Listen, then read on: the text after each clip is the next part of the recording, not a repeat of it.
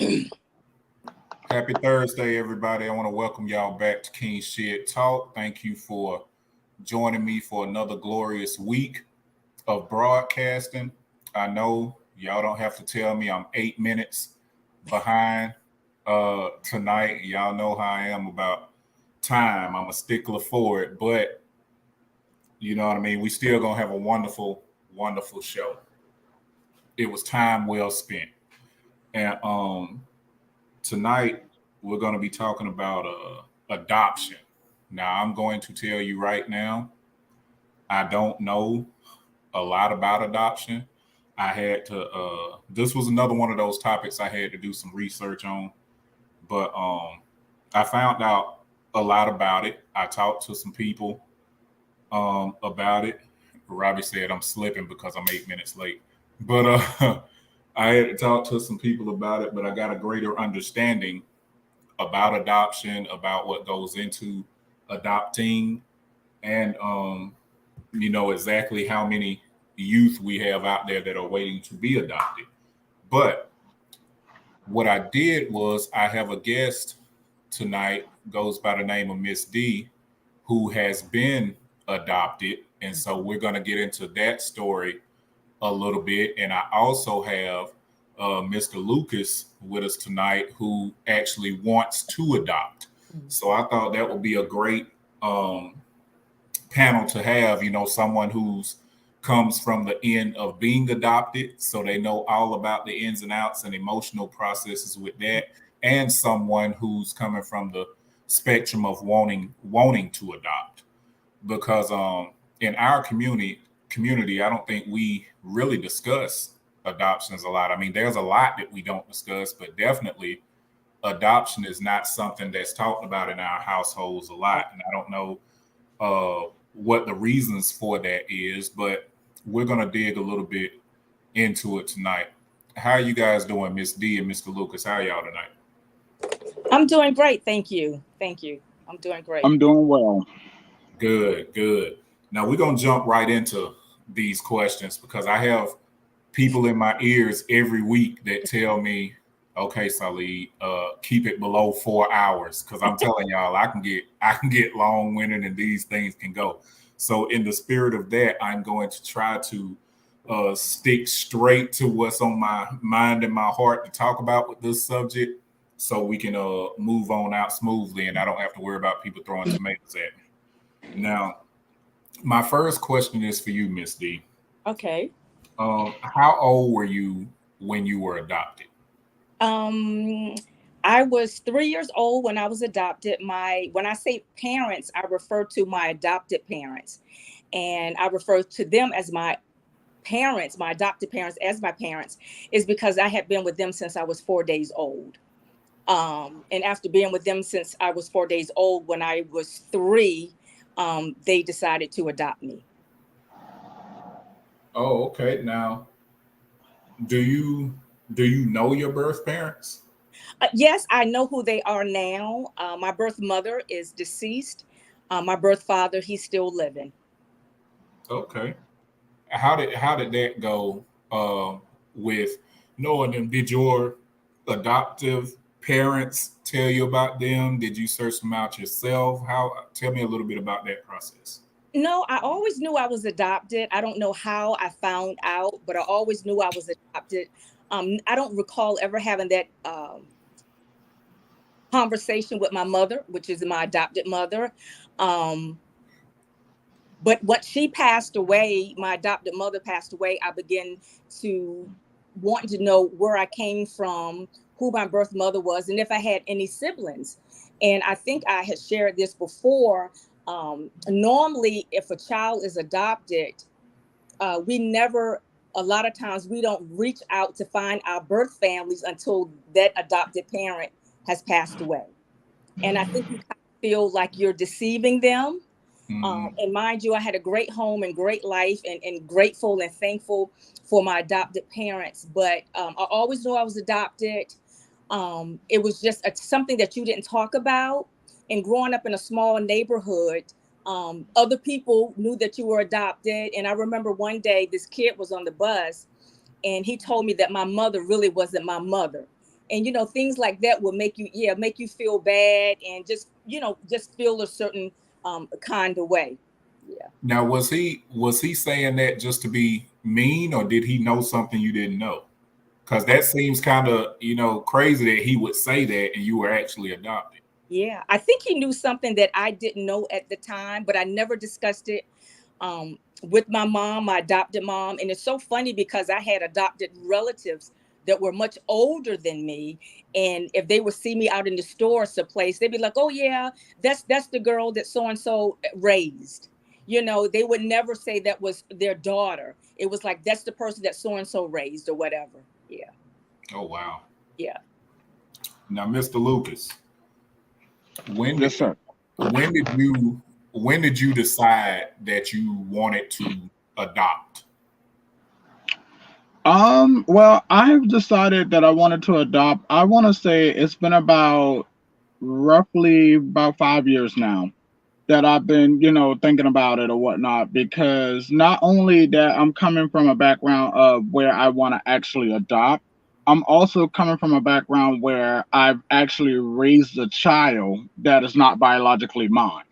That Oh, where I had to go through the court system to get the legal rights and all of that other good things or whatnot like that. So being a parent to a child that's not mine, or should I say, being a parent to a child that I didn't have to necessarily take on that role to, provide for that child or whatnot, is a lot.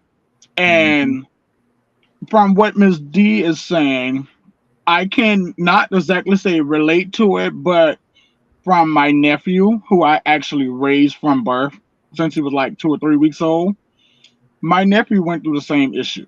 Mm. Still to this very day, he goes through that issue where kids are talking about his parents. Kids are like, he knows his mother. He sees his mother whenever he wants to see her.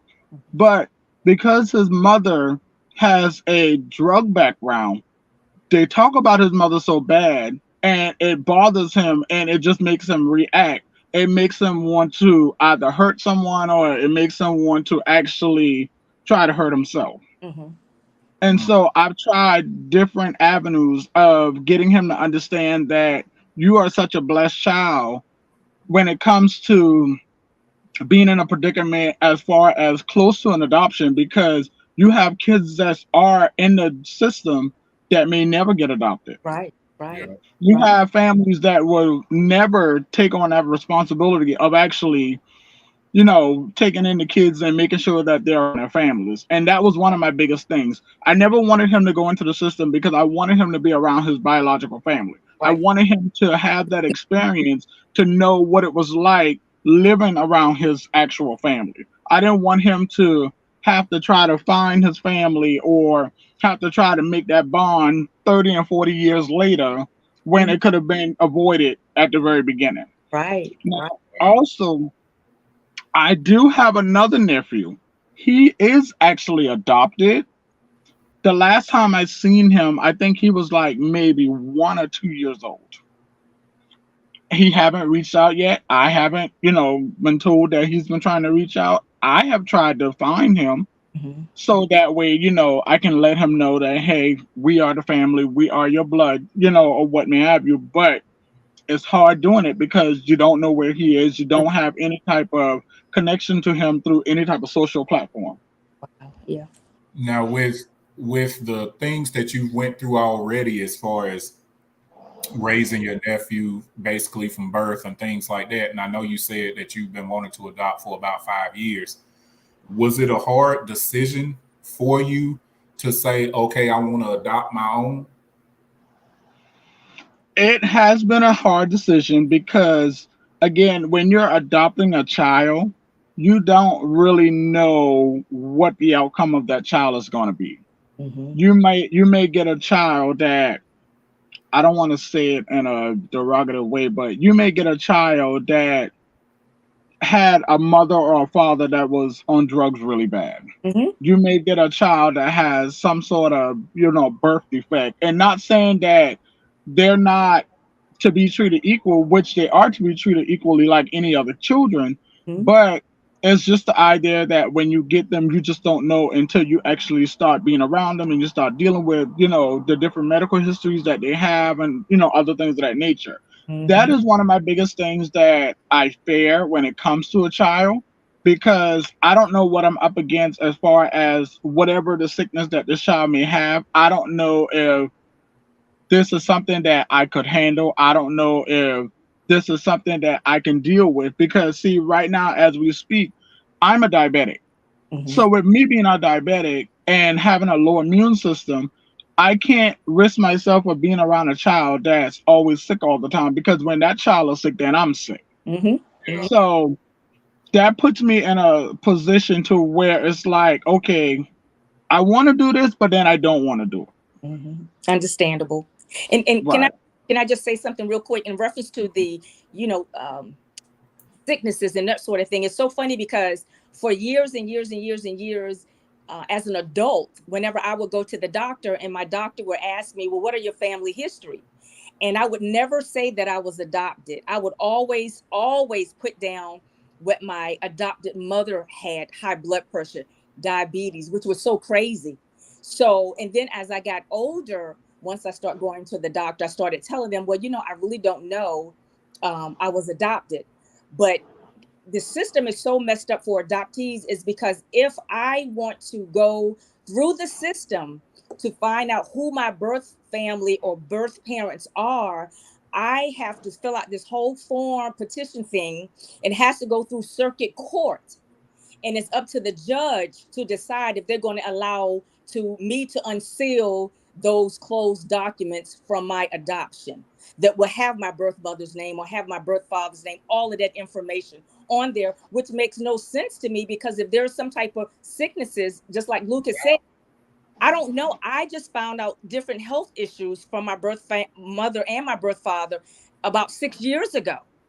So, and thank God I don't have any health issues, but I had no clue of some of their issues that they have. Um, and even with my birth mother being deceased, which I think is ridiculous, I would still have to go through the circuit court to have them unsealed, um, that paperwork or information on me to tell me if she had any illnesses and just certain things about her, even now. And I Yeah. think change those laws. Oh, most definitely. Yeah, Cause that's wild. yeah, To yeah, even think about that, yeah, that's just crazy to me. yeah. Um, Robbie says, don't they disclose what medical history of the child that they have prior to adoption, or is that not a requirement? I You, don't think, I'm sorry, I don't think that's a requirement. Now, only thing I know at the time that I have, I guess, was that I was had the sickle cell trait. And come to find out, on my birth father's side, I have a first cousin who has sickle cell trait. So I'm sure that's where it came from, that side of the family. But no, they don't have to display that type of information, which makes no sense, because just like Lucas said, and I don't get offended when people say you don't know what you're going to get, because you don't know what you're going to get. And mind you, in reference to my situation, at 4 days old, being placed with this family, um, growing up, having to be conformed to different things that they like or they don't like. And I still have this other DNA genetic stuff running through my bloodline. And, you're kind of like a schizo, because you have these other feelings that you don't even understand where they're coming from. And then you're with your your adopted family, and you're trying to conform to their way of living or their lifestyle, if that makes sense. yes, it does. And Yeah. um, do you know, Miss D, the history behind why you were put up for adoption?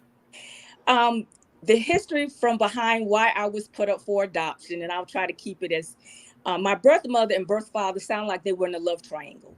He was with someone, she was with someone, and I think it came down to that the man that she was with knew that I wasn't his child. Um, so in order, I believe, in order for them to move forward, because they did end up getting married, she decided to put me up for adoption. And later on, after meeting my birth father, he told me about 6 years ago, because I met him when I was 51, that she told him that I had died at childbirth. Oh, So, wow. so for 51 years, he knew that she was pregnant with me. He thought I was Dead. Wow. Oh. It always blows my mind when people use the death card Mm. against people or children that they don't want anyone to know about. Because I had a child with a woman, and she used that same thing. She got mad at me one day. She said, "I'm gonna take, your son away from me, and I'm gonna tell him that you died." And it's just amazing to me how people can even think to Right. do Right. certain things like that. But it's sounding like, from your birth mother's point of view, I think you said her spouse at the time. Well, they weren't married yet. The funny thing about it, the same year that I was adopted, they got married. Oh wow. Yeah. Yeah. Jeez. Yeah. Yeah. Now, Lucas, you kind of alluded to this a little earlier, but have you thought about possible situations that your child will be in? Because you guys were talking about it earlier. You know how kids may say that's not your real father, or things like that. Does any of that go through your head when you're thinking about adopting? Do you weigh those pros and cons? I do wear it, but I sometimes try not to think about it or whatnot, because the more and more I think about it, the more and more it'll push me away from really wanting to do the adoption program or whatnot. And I try not to allow that to take the best part of me, because I want to be able to help a child. I want to be able to put a child in a home where a family can love them and treat them as of their own. I want to be able to give that child a life that their own biological parents could have never given them, or what may have you. I mean, it's just that it breaks my heart that we have so many kids out here in the system that not being treated equally. Mm-hmm. They're not being treated the right way. Mm-hmm. I mean, it's just that it saddens me, and it's not that I've seen it for myself, but coming from dealing with my nephew, of him going back and forth in the system, and he's telling me things about how it is to be treated in the system and what may have you, it just break my heart, and it makes me sad, because I mean, it's ridiculous that you would think that the system would treat them better than an actual family would treat them. Right. Yeah. So it's like some of the kids that he became friends with, like I had one little guy, he begged me and he begged me. He said, "Can you please take me home with you? Can you please take me home with you?" And I got very soft. I got very teary. I wanted to cry, but I had to pull myself together and I had to keep myself going, because I'm like, I can't allow my nephew to see that, it's getting to me. Because as long as I allowed him to see that, me knowing the type of person he is, then he'll get to the point where he doesn't want to go in the system. He doesn't want to deal with it if he ever would have to ever go back to the system. But thank God he didn't have to go back since I had him. Now he's 18 years old, so he's completely out of the system. Awesome. Or whatnot. He'll be 19 on August the 3rd. Awesome. Okay. So the young man that asked me to adopt him, or should I say, take full custody of him, come to find out, he was also a family member of mine down the line. Oh, wow. So now I want to start this thing where it's just, if I could just get me a house and do like a boarding type home, Right. where I can just take custody of these kids and I can just raise them and take care of them, do whatever needs to be done, give them the love, give them whatever they need in life, the resources of what it is to be a successful young man or young woman. Awesome. And me only being 33 years old, 18 years ago, we're talking, I'm nearly in my teens. I'm taking care of a child at a very young age. Yeah. And it just, from the experience of my nephew and how he reacts or whatnot, and the background that he has with the ADHD and the ADD or what may have him, his mom was on drugs and different things like that. It fries me. It really does. It fries me, because it just tears me apart that I don't even know what to say about it. I really Yeah. don't.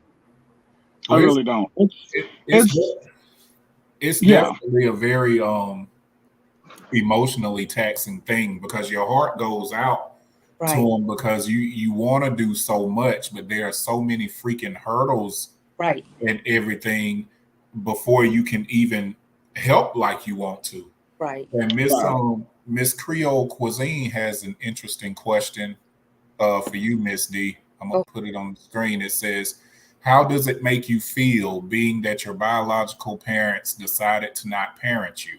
I've always wanted to know how it affects a person growing up and into adulthood."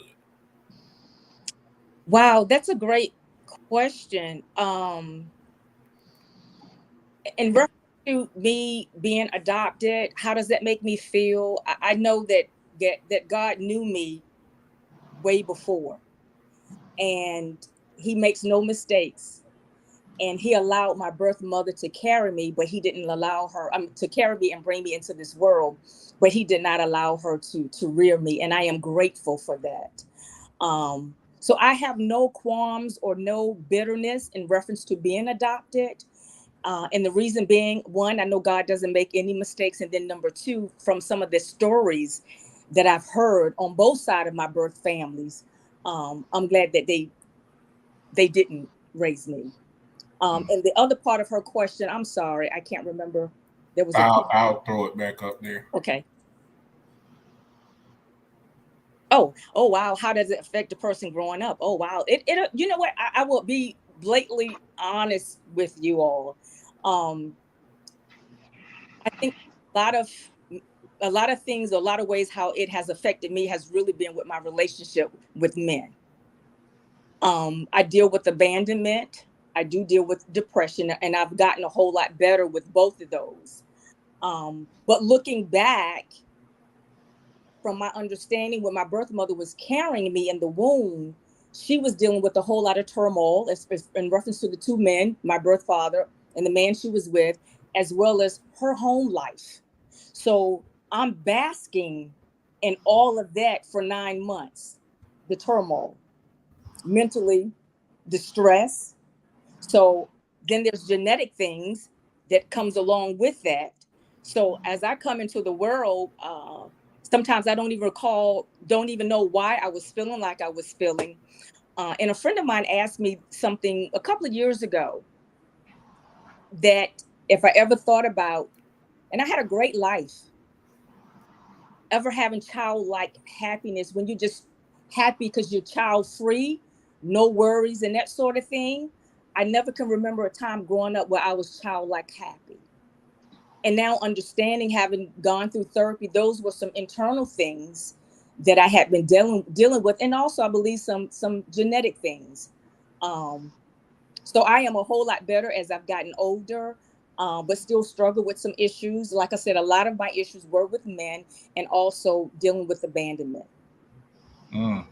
Yeah. And Miss, I have something to, tie in with the abandonment part. Um, I can relate to that because my nephew, again, the young child that I raised, he deals with that as well. Hmm. He asks me all the time. He's like, "Uncle, I want a girlfriend, but I don't know how to love a woman. I don't know how to treat a woman because my mom was never really in my life to really, give me that opportunity to love a woman or, what me have you." And I told him, I said, well, the only best advice that I can give you is treat her as you want to be treated. Right. I said, don't necessarily put her on a pedestal, but treat her like a queen. Right.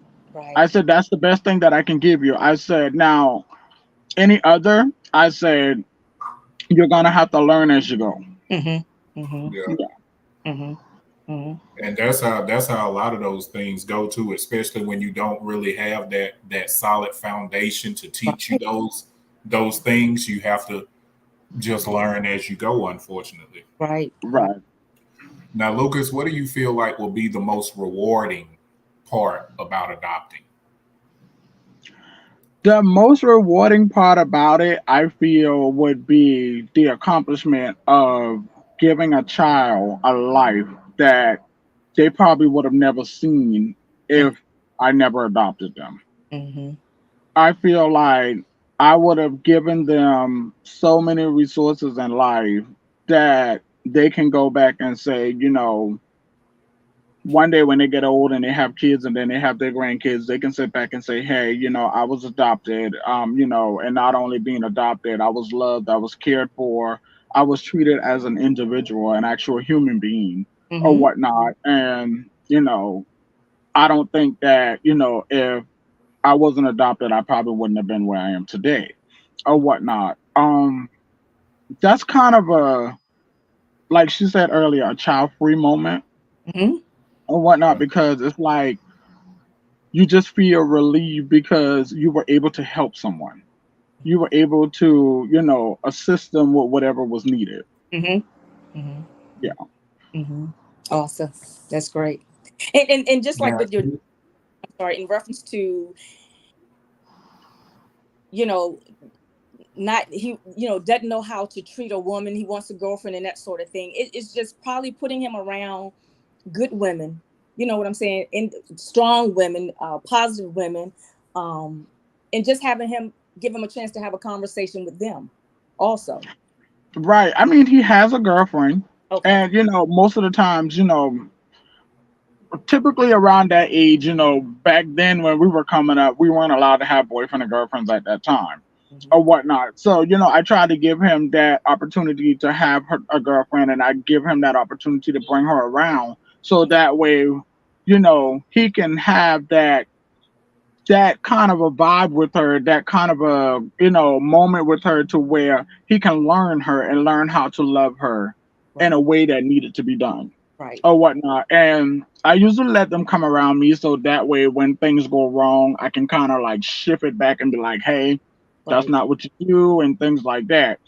And he's learning from that and he's understanding that. Yeah. I told him, I said, the one thing that I recommend him not to do is to be a guy that put his hand on a woman. I said that is not a way to treat a woman. Absolutely And not. so right. he's seen it before. He said he's seen men put hand on women and things. And I told him, I said, that's not what we do. We don't put hands on women. Women don't put hand on men. I said, that's not the way to love somebody. Absolutely. Most definitely. Miss Yeah. Miss Creole said, I don't see my adopted brother as anything else except my brother. That's what it is. And I think that's very important to the inclusion Mm-hmm. part of it, because it doesn't matter about the blood. Right. You know what I mean? Family goes a lot deeper than blood. Mm-hmm. And before I get to a question that was for you, Miss D, she also is asking you, Lucas, how old is your nephew? My nephew is actually 18 right now. He'll be 19 on the 3rd of August in this year. Okay. Okay. And Miss Connor, I'm gonna put it on the screen and I'll read it out to Miss D. Okay. She said, what were some of the tools that you used as a female to help you address the abandonment issues? Wow. Well, to be honest, I started going to therapy, I want to say last year, and I kind of stopped. And some of the tools that the therapist suggested that I do to help me to deal with those things. And one thing she did say to me, even though it was good that my birth parents did not keep me, I still would deal with the abandonment, especially from men, because in the end, my birth father did abandon me. Mm-hmm. And she was like, your boyfriend is you look at him as if he's your father and that he's going to abandon you. And not just with men, even sometimes with friends, when I Yeah. feel that, I feel that we are not talking as much or hanging out as much, I begin to feel a certain way, thinking or wondering, what's wrong, or did I say something wrong, when people have lives, you know. Yeah. But it's a real issue. It's a real thing. I do a lot of writing. I've been thinking about writing a book. When I get in those moments or those feelings, I look at myself in the mirror, talk myself off the ledge. And also I have a notebook that I keep by my nightstand, that most of the time I do write, and I do a lot of praying. I do a lot of praying. I do a lot of praying. That's wonderful. Now, if you ever do decide to do that book, I know an awesome publisher Awesome. who's actually publishing my book, which will be out in August. Okay. Shameless plug. But Yeah. Miss Robbie said, I don't know if this was discussed already or not, but Miss D, did you get the opportunity to sit down with your birth mother? If yes, was it like a weight relief or some form of clarity? Unfortunately, I did not. When my adopted mom passed away, I began to search to look for my birth family. I wasn't even interested in knowing who my birth father was. I just wanted to know who she was. So I began that search with the Department of Social Services. When they did find her, she told them that she didn't want to meet me and she didn't want to know anything about me, and that her other children didn't know anything about me. Mind you, she was an educator in the same area school system that I grew up in, as well as she was an AKA. So I was a little disappointed because I just wanted to know what I looked like, who she looked like, who my siblings were. I turned 50. A couple of years later, I began to search again, or they reached out again. I said, let me try this again. Sometimes people have a change of heart. Yeah. I got a phone call. It was on a Thursday in October, about 6 years ago now. And I would never forget that call. The lady from the Department of Social Services told me that my birth mother had passed away. Oh, wow. Yeah. And so you found that out through trying to reach out again. Yes, trying to reach out again. She had passed away. The same year she passed away, she had retired from teaching.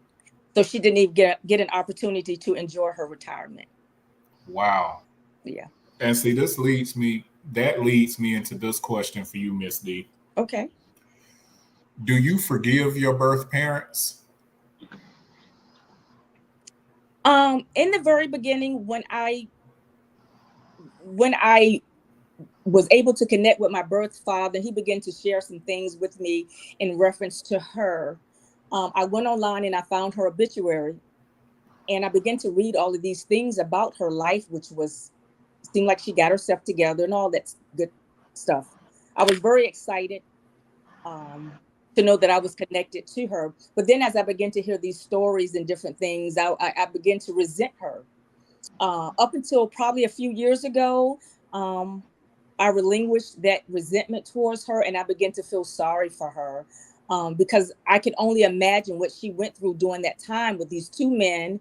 She had already had two children prior to me, trying to make this decision, what she was going to do about this baby, who she knew it wasn't the man who she ended up marrying. So then I could only imagine what she was going through, the turmoil, the emotional issues, the drama, what have you, that she was going through during that time while she was carrying me and making the decision to give me up. So I am free of that because I was feeling a certain kind of way towards her. Now, Lucas, if you knew from the onslaught that you were going to be a single parent, would you still adopt? I would have. But I would only do it knowing that I was financially able to take care of that child, because I would see it as defeating the purpose of taking in a child when I'm not able to give them the life that, they all desire or what may have you. I mean, we all do as single parents. You would have your moments where you struggle and, you go through your things, ups and downs, or what may have you. But me knowing that if I wasn't financially able, I wouldn't have. Mm-hmm. And see, that goes into my next question, and either of you can answer this if you know it, but are there any financial requirements in order to adopt? Like, do you have to make a certain amount of money? How does that go? Do you know? Well, for me, it's not exactly a certain amount of money. I just want to be financially able. I just want to be able to have a job to where I know that I can provide for me and that child, to keep a roof over their heads, to keep clothes on their back, food on the table, and things of that nature. I mean, at this moment, the way the economy is now, a job is just a job. or whatnot. So as Yeah. long as I have what it takes to take care of that child, then that's fine. But to have no job or no type of income or anything like that, then absolutely no. I will not even put a child in that position. No, I'm speaking from the standpoint of does the system require you to have certain financial requirement? Like, will they say, okay, in order to adopt a child, you have to make this much a year? Do you know whether though there are any requirements from the system? Well, as far as that part go, I don't think that it is a financial, standpoint on that. I think because more so from what I read up on the adoption, um, you have to pay out so much and so much of money just to even adopt a child Mm. or whatnot. Oh, really? But Wow. yeah, when you some like I did a research and because I was gonna actually adopt twin boys. Mhm. I was gonna do some twin boys. And when I did the research, they said in order for the paperwork and everything, to get started, I would have to come out of pocket like $10,000 to $15,000 Wow. or My whatnot. gracious. Yeah, Each? they are very expensive. They are very expensive. And it's just that I think once you get past that point, it's more so of the ongoing part of the financial situation or Yeah. whatnot. But from how I did it with my nephew, I didn't have to do anything as far as monetary wise or whatnot because it was just more so of a transfer from his parents to to me because his parents pretty much lost their my brother, he lost his rights, but my brother died back in 2011. Mhm. And his mom, she also lost her parental right as well. So once they lost the parental right, they reach out to the family. They ask the family if they want to take in the child or what may have you. And if none of the families don't want to take in the child, then that's when they'll go into the system and people would have to pay the money to get them and things like that. Oh, okay, got you. Now, No, Yeah. I'm sorry. I know in my situation, I was considered my adopted parents were foster parents, so that's how I ended up with them because for 3 years I was a foster child until And they that is another. Oh, I'm yeah sorry, Ms. D. And no, that is another way that you can do it without paying the money is doing the fostering. But you have some people that don't want to go through the fostering process. They just want to go straight into the adoption. So yeah. I think when you go straight into the adoption is where the money comes behind it. and I think because I was already in the system, Hmm. and then I think about 2 years or almost 3 years later, the Department of Social Services wanted to put me up for adoption, and my parents decided that they wanted to adopt me. Yeah.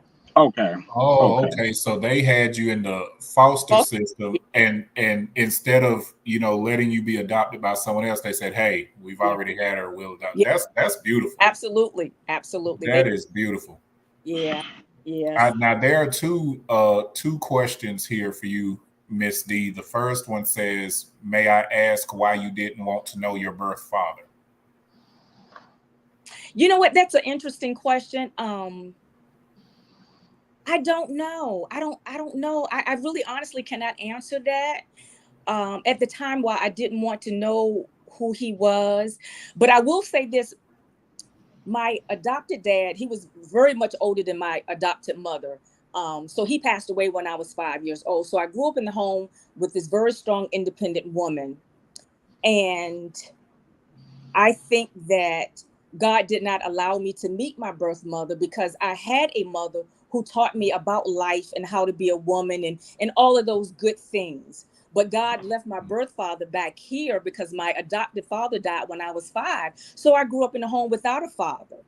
So if that makes sense, but God left him back here. But um I don't know. I don't it's been an interesting journey. But I just at that time I just didn't have any interest of knowing who he was. Yeah. You were content in the life that you were living at the time. Pretty much I was content, but there was always something like missing, even with my Yeah. I have an older adopted sibling. Um, there was just no connection. There was just no connection at all. So I always felt that there was a void, that there was something missing.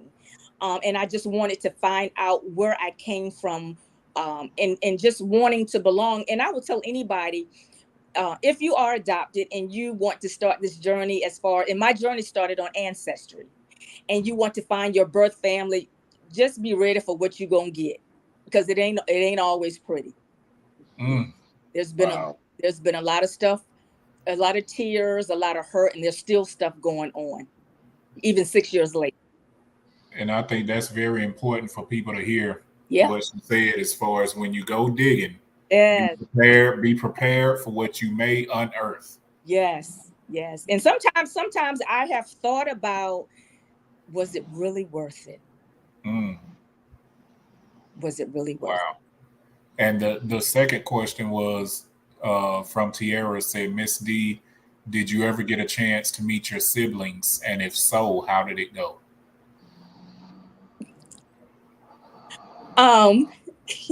Excuse me. I have siblings on both sides of my birth father and birth mother, and on both sides of those, some of them don't want to have anything to do with me. One, I think he just literally hates me. Yeah. But I do have 2 younger siblings on my birth father's side, 2 sisters, and we're it's been a journey, but we're there. I call them my babies. One is a year younger than me, and one is a few years younger than me, but we have a pretty good bond and a good relationship. Now, have they ever, your brothers, did they ever give any insight on where the hate comes from, or why they wouldn't want to build a relationship with you?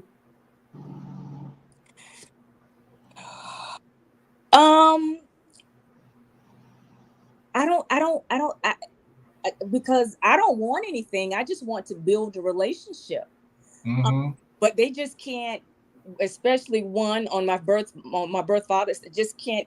It's always, we just had an incident yesterday. It's just always something in reference to me. I don't know, because it's almost like it used to hurt me in the beginning, and it doesn't bother me as much right now. I didn't have any say in having to share your mother or having to share your father. I didn't have any say in this. I wasn't asked to be born, and it's almost like they're angry because I was born. Yeah. So. Wow. And you know what? It saddens me that you have to deal with that, dealing with your actual siblings or what may have you, because to be honest with you, my nephew that I raised, him and he has a baby brother, and then he has a baby sister. The 3 of them are separated, but all 3 of them wants to be around each other. They want to have that relationship. They want to, come together as one and have each other's back. And the sad part about it is that the baby sister, the adopted mother that has her, she's right here from where I'm from. And she is like, she is stopping the 2 of them from seeing each other, stopping the 2 of them from being around each other or whatnot. And I get on her about it all the time. And I tell her, I said, listen, these kids, it's not their fault that they're in the predicament that they're in. Right. The best thing for us to do as the parents, as the legal guardian of these children, is to make sure that these children know their siblings. Absolutely. I said, because at the end of the day, we don't want these kids to go out here in the streets and they meet one of their siblings and then they get into a hoo-ha with them or whatnot, and then it's a big mess. Absolutely. Yeah. So I'm actually glad that my nephew and his siblings want to be around each other. Like, I've had where he was like, I think at the time he was like maybe 9 or 10 years old when his baby brother was like maybe 1 or 2. That boy wanted his brother to come all the way from New Jersey just so he can sit and babysit him. I'm like, boy, you can't even watch yourself. Let's not even do this. But they have that communication. They have, they're all, well, they're not all old enough to have Facebook, but they have some sort of connection with each other through the phones. Like, I have an iPhone. Each one of the parents have an iPhone. So we'll call them and we'll let them do FaceTime where they can talk. Sometimes I used to go and get the other two, and I used to, have them with me for a weekend. That way they all can be around each other, Right. have that relationship with one another or whatnot. And my nephew always told me, he said, Uncle, I'm the oldest out of the three kids that my mom have. He said, neither one of my other brother or my sister went through what I went through. And he said, if it takes for me to go out there and get a job and get a place and put them in a home to make sure that they're with me, I will do that. That's And I wonderful. told him, I said, if that's the goal that you want, then go for it. That's wonderful. And what's so really crazy, these siblings on both sides, we're all in our 50s. Wow. So they real grown. Oh And man. it's just crazy. They're real grown. And I will say that any parent that's listening to this, and you may have children out there, just like with my birth mother, knowing that she had put me up for adoption for whatever her reasons were, you need to have let or should have told your other children. So now they have they're just trying to figure out some answers, and she's not here to answer those questions. Yep. Exactly. Exactly. Why you didn't tell us or why you put her up for adoption? So they're taking their anger and frustration out on me, because Yep. whatever took all of that to her grave, and there's a whole lot of unanswered, and I can't answer them for you. I can't. Yep. I A can't. lot of the questions they may have, you don't even know. But I do know this. I know a whole lot more. I know a whole lot about my birth mother than the children that she kept and raised than they do. Oh wow. But because of who I am, I would never share some of those things that they don't need. They have no clue. They have no clue. No clue. And another question for you, Miss D, it says, was it hard to explain to your child that you were adopted? And if so, were they receptive? I mentioned, oh God, my son is just turned 25, and he just found out that his mother was adopted probably about 6 years ago. He was quite shocked. But his grandmother, he has really no interest of knowing or having a relationship, to be honest, with my birth family. I don't know these people. He just does not. Um, on my younger birth sister side, her oldest daughter, and my son, they went to different high schools in the same city that we live. They knew each other, but had no idea they were first cousins. Oh wow. So And that so once my sister and I connected, and they found out they were first cousins, they're like the best of. He calls her his little sister. So they have a great bond, and I'm really happy for that. Yeah. and see, those are the type of things that you were talking about, Lucas. Right. When you don't know, and you possibly meet people and not even know that you're related to them. Yes, absolutely. And and the funny thing about it is that I have some first cousins that are like that. Like they went through that same situation where as to when my father and his siblings were younger, my grandmother, she would take them to this other woman's house and she would babysit them while she would go to work. And it was this one sister that never came back home when everybody else came back. So the lady took on the responsibility of raising her or whatnot. And when she had kids and then the other sisters and brothers had kids, well, when they all went to high school, they were in the same high school. And the funny thing about it was, and we laugh about it every time we all get together. The funny thing about it was the two girls were best friends. Wow. They were actually best friends. Wow. But they did not know that they were actually first cousins until my cousin Bridget came over to my aunt Edith's house to her best friend Sheena. And when she came there, when her mom brought her mom said, "Do you know that this is my sister?" And it blew them out the park. It blew them because they were like, "So you mean to tell me this whole time we were coming up in school together and we were first cousins, but we're actually thinking we're best friends?" Yeah, I mean, it's even now for me, I'm finding out people I went to high school with, they're really my cousins on my birth father's side, my grandmother side. And the whole, these boys like, oh, I had a crush on you in school, and come to find out 40 years later, I'm your cousin. you know. Oh my God. Right. Yeah, it's crazy, but the health part, it is very important as far as finding out that part, and also you don't want to end up marrying your cousin or your uncle, or you know what I'm saying, or Exactly. dating or And, whatever. You and just don't. that's why I try to, with my nephew, I try to keep him within the family so that way he'll know who his family is or Mhm. Yeah. whatnot. And it's just sad that the kids who are in the system has to go through that, because you got kids that are twins. One twin is in one area, another twin is in the other area. When I feel like if they're going to be in the system, you should at least keep them together. Absolutely, Yes. I absolutely. agree with that. Now, riddle me this.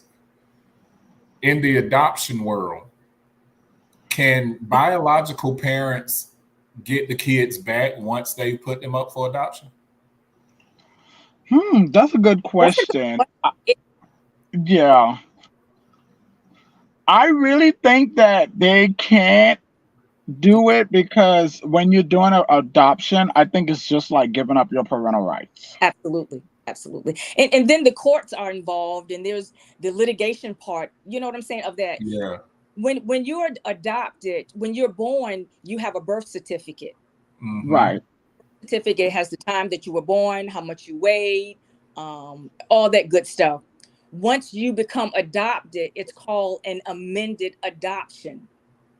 So they have the time that you were born, um, how much you weighed, how long you are, and all of that stuff that's on that birth certificate, and that's why they call it an amended one. But then they put your adopted parent's name on that birth certificate. Versus the biological. Absolutely. Wow. I didn't Oh, know. I didn't even know that part. Yes, yes. So your birth certificate is your birth certificate, but your amended birth certificate after you become adopted has your adopted parent's name on it, but they'll have what time you were born as if that adopted mom gave birth to you. That makes sense. yeah. Okay, so my question to you about that now, when it comes to the birth certificate or whatnot. So whenever you have to present your birth certificate, you would have to present the amended one instead of the actual. Absolutely. Okay. You are no longer who you came into the world as. Because my I had one birth name that my birth mother gave me. And then when my adopted parents adopted me, they gave me a whole, they did allow me to keep one name as my middle name, but I had a whole new name. I'm a whole different person than what I came in the Oh, world as. And that Gee. wow. original birth certificate is sealed up in Richmond. Um, it's sealed. Wow. Yeah, yeah. There's a whole lot. I'm so glad to have you guys on because there's so much that I'm learning Mm-hmm. now about it that I was always curious on. But sometimes there are things to where if you aren't actually talking to a person that has been through it, just some answers you won't get. Right, So there are a lot of questions that I had that I'm getting answers to right, tonight. So thank you guys for that. right. Um, Here's a question though. Have you noticed certain things about yourself that come from your biological parents' side and other traits from your adoptive parents' side? Is this a question for me? Both of you. Oh, Um, I hear all the time that I look like my birth mother. I have her smile. I hear all the time I have her sassiness. I hear all the time from people on her family that I sound like her, my voice, how I carry myself. Yeah, yeah. Now, with you saying that, I believe you said you wanted to get some documents or something, but they were sealed. Hmm. Have you ever seen any photos of your birth Oh mother? yes, tons of those. Yeah, yeah. Now, do you believe that you look like her as well? I have her smile. There's a lot of features about me that I have, but I look more like my birth father. I have. Now, Yeah. how did it make you feel seeing photos of your mom but never really having conversations with her?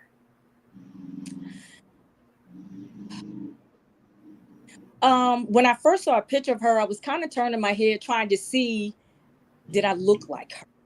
Mm. But as I began to get more and more pictures flooded of her, and people that knew her or family members or people that see our pictures, um, I showed my son a picture of her And one picture of her, and her hair was cut short like mine. And I guess this is where I get the color from, because she wore her hair this color. And he was like, wow, you look just like her. You know, you look just like her. Yeah. So. That's amazing. Miss Melissa said, love Dee so very much. She's such a beautiful person. Thank Amen. you. God doesn't make mistakes. Oh, my coworker, Melissa, I think. Must be. Yeah, I'm guessing. Now, could either of you, and give a little thought to this before you answer it, could either of you ever imagine putting a child up for adoption?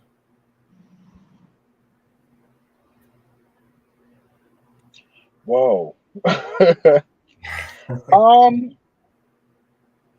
No, I can never see myself putting a child up for an adoption, because the simple fact is, if I was to actually, conceive a child of my own, I feel like it is my responsibility. This is something that I created. This is something that I feel like I have to deal with. I'm not going to put my burdens on to someone else.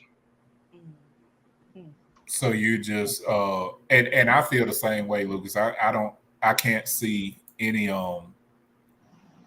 situation where I would put my child up for adoption. I mean, I halfway feel some type of way just sending them to school and they be away from me. So I know that I couldn't do it. What about you, Miss Lee? Wow. I think it would depend on the circumstance or the situation. And only if he or she would be able to have a life like I had and be in a home like I was in. And I knew that for sure. But it just depends on if I was in a certain situation to give that child a better opportunity and a better life.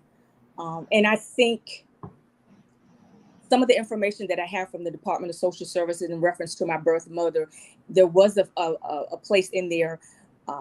I guess so much was going on with her, and I was the third child at the time that she had at the age of 23. She felt that she wanted me to have a better life. So, yeah. And see, that's what's very interesting about that question, and it just popped in my head, is you have a very interesting point of view, right, when it comes to that, because you're an adopted child. So if your birth parents thought the way Lucas and I thought, who knows how your life would be now, because you had from your own mouth a great life. Yes. You had loving parents. Yes. And my birth father often say, or had said before, if I had known you were alive, I would have taken you myself. I'm glad you didn't. No, sir. Thank you, y'all. No, I'm glad you didn't. Yeah, I'm glad you did. Now, have you suffered from any mental ailments or anything, or even like depression and stuff like that, from, especially when you got older and could really think about the whole process of being adopted and things like that? How did that affect you? I don't think it affected me as far as being adopted, because I did have a good home, a good life, but there was still a sense of a void that was not feeling whole and complete in that area, as well as now looking back, like dealing with certain internal things and not understanding why I was feeling that way, or why I feel that way still, but understanding now that a lot of it is genetic. It's genetic. So that's why I said sometimes us adoptees feel like we're schizo, because you have all of this internal stuff that you're trying to figure out, that you're trying to deal with. You're with your adopted family. They're trying to force you to eat peas. You hate peas. You hate peas because your birth somebody didn't like peas or whatever. And these people trying to make you eat peas, and you're just like, I don't know why I don't like peas. Just a lot of things internally. You can't understand why you feel like you feel about life or about certain things when you're with these people that are out of love, in my case, trying to conform you to who they are. So it's a constant. I feel a constant struggle for a lot of us adoptees. Yeah. But I will say, I do believe that when you get a child as young as myself, you can conform them, because I'm a lot like my adopted mother as well. You can conform them into, how you want them to be and that sort of thing. I do believe that. Yeah, it's some of those reasons. I always felt like if I did adopt, I would have wanted a newborn. Oh yes, absolutely. Oh, for myself, I would not. I would want a toddler or a newborn. I would not want anyone in that older age, that teenage age, because they already got their own mind. You know what I'm saying, so to speak. Because Yeah. I know I've been conformed in a lot of ways, like my adopted mother. Yeah. Mm-hmm. And at the same time, that has always saddened me a little bit, because I'm like, most people probably feel that way. Mm-hmm. But what about those youth that need to be adopted, that are kind of like, quote unquote, aged out Mm-hmm. from people's minds, where people say, oh, I don't want anyone over 6 years old. Yeah. Something like that. All those kids, because I looked up something and they said as of 2021, there was 113,589 children waiting to be adopted.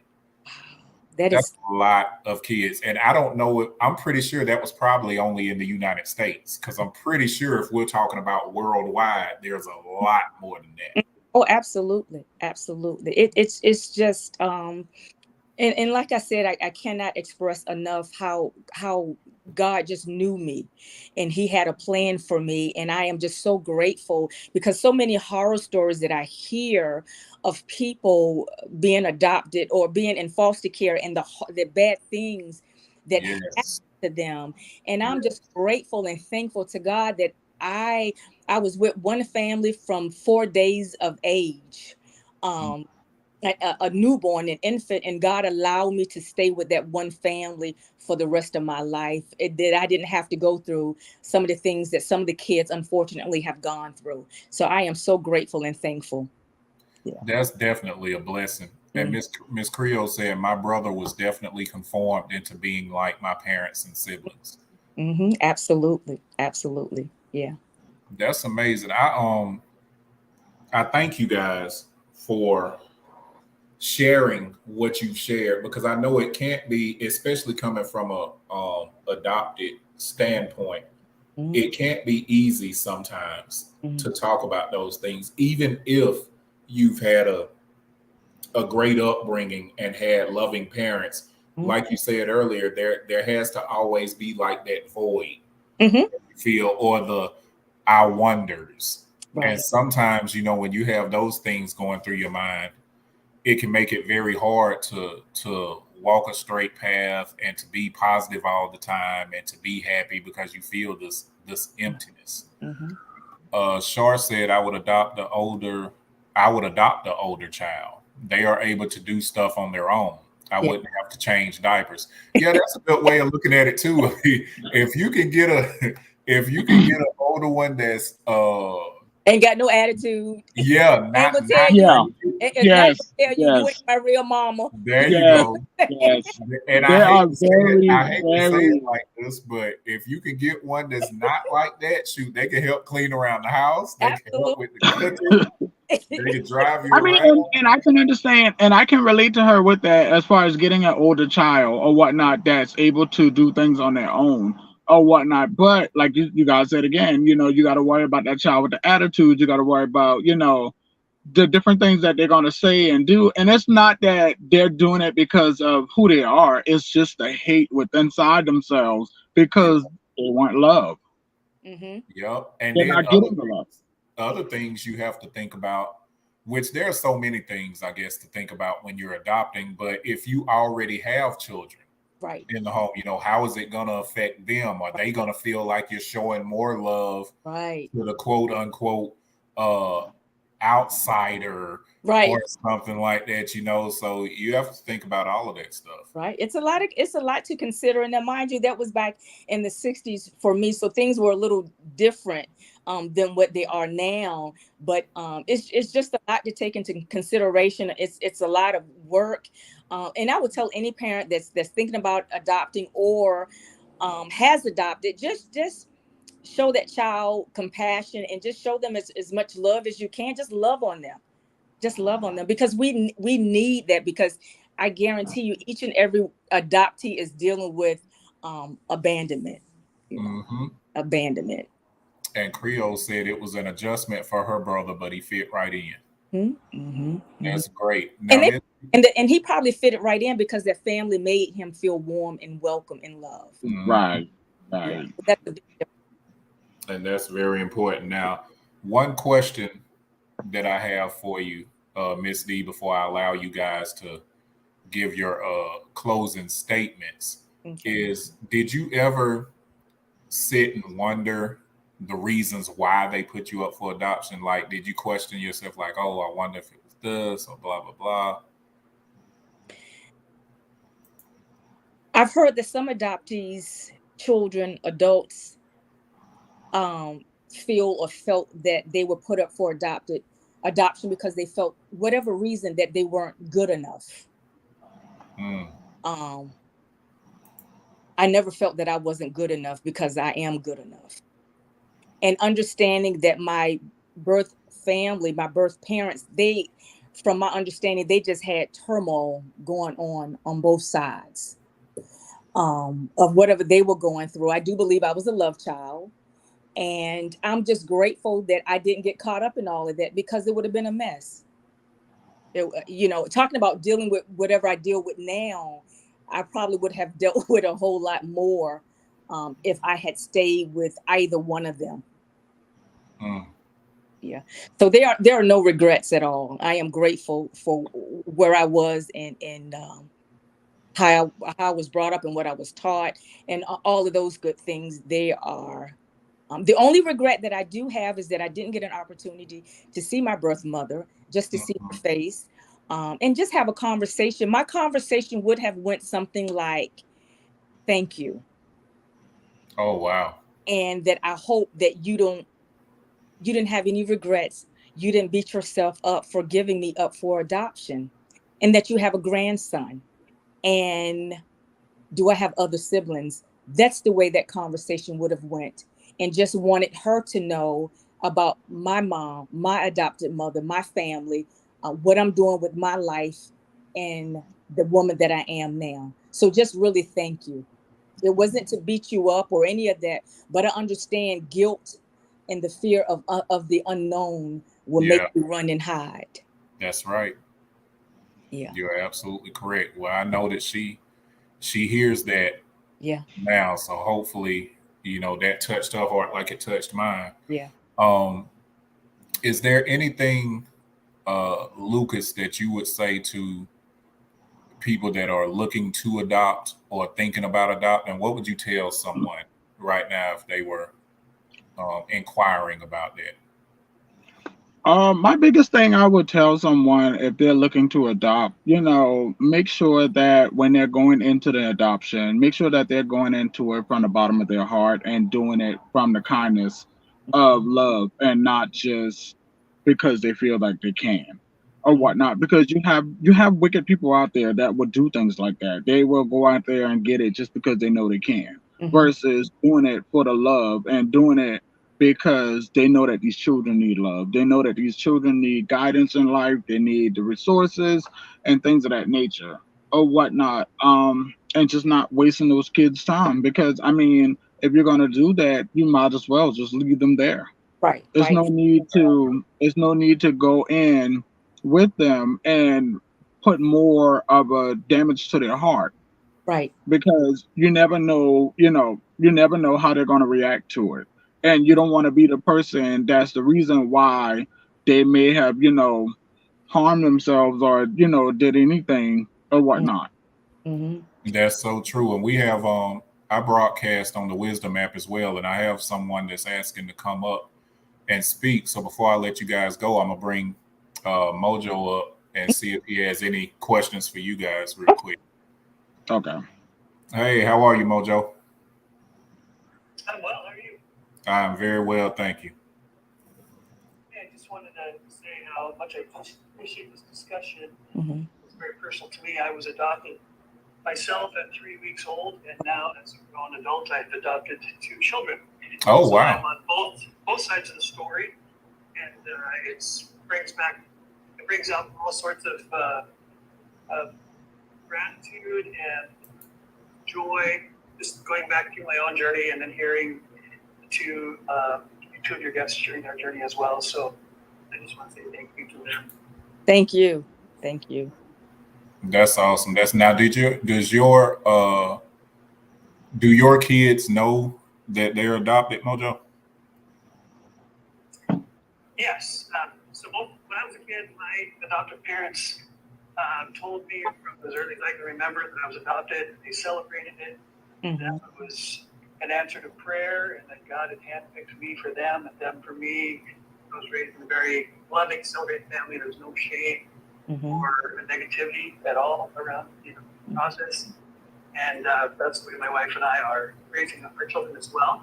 Mhm. We were in the delivery room for both of our kids' births. Oh. We got to cut the umbilical cord. And different than my adoption, so my adoption was a closed adoption. Mhm.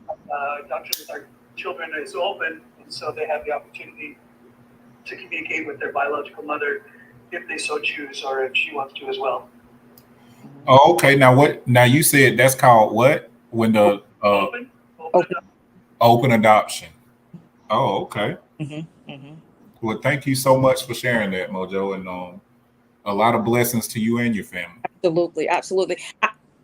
I will say this: if anyone out there that's listening decide to adopt a child, please, once that child is able to understand and comprehend, let that child know that they are adopted, because what you don't want them to do is hear that information out in the street.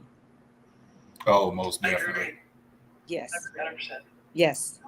Yes. Adoption doesn't have to be in any way a thing of shame or fear. Right.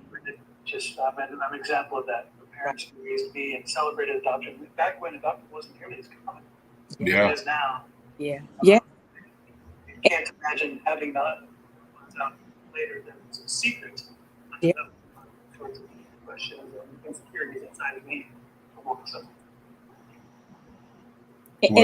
And I think in the Black community, that's still something that's taboo, that they still don't talk about Oh, yeah. as much as they should. I agree. Yeah. Well, thank you for coming up and sharing that with us, Mojo. Yeah. Thank you, Mojo. No problem. Have a great night. Bless you all.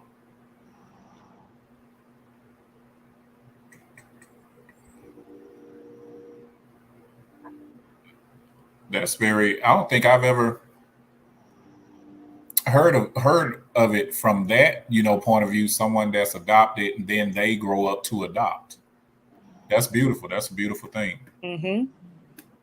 Okay, well, I thank you all, Miss D. Thank you, Lucas, for taking time out of your schedules to, speak about adoption. It's a very much needed topic, and we'll definitely be talking about it a lot more because it doesn't get talked about enough, Right. in our communities. We hear about it, as far as seeing it on the news and stuff like that, or we hear the horror stories, Right. but we rarely hear the greatness that comes from adoptees and adoptors. So I thank you guys so much for coming on. Let me see. Let me read this comment. I can't even imagine not wanting to know my siblings, even if I found out about a sibling that I never knew about. Your brother doesn't know what he's missing, D. Thank you. Thank you so much. Miss Creole said, I enjoyed the show. Thank you all and love y'all. Thank you so much, Creole. We love you as well. Absolutely. And to all those that are listening on the Wisdom app, watching on Facebook, go subscribe to the YouTube channel. It's King Shit Productions. Like and subscribe, because I'm on every Thursday. It'll be either 8 or 8:30, and I have a different topic every week. And I'll say again that my goal is to bridge the gap between men and women, to help men understand women more, to help women understand men more, and to build a positive, solid foundation for our youth so that they can be positive, progressive adults. I thank you all. Continue to support. And if there's anything that I haven't talked about that you guys may want me to discuss for future shows, just send me a message, and I can promise you that if it's at all positive, I will definitely discuss it. Thank you, Lucas. Thank you, Miss D. Thank you. Wonderful night, everyone. And I'll see you again next Thursday. Thank you. Good luck, Lucas. Thank you.